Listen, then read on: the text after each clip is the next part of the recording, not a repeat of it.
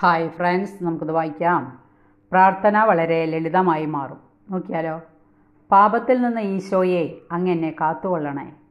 അങ്ങനെയെങ്കിൽ മരണത്തെയാകട്ടെ നരകത്തെയാകട്ടെ ഞാൻ ഭയപ്പെടുകയില്ല.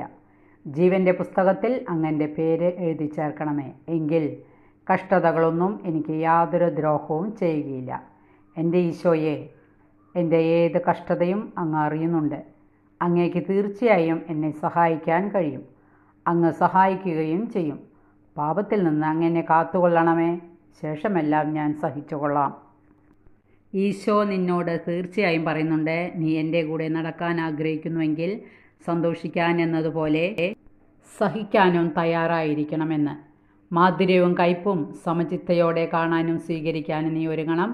നിനക്ക് സംഭവിക്കുന്ന സകലത്തിനും ദൈവത്തിന് നീ നന്ദി പറയുകയും വേണം. വായന ഇഷ്ടപ്പെട്ടെങ്കിൽ ലൈക്ക് ചെയ്യുക. Okay, thank you, by.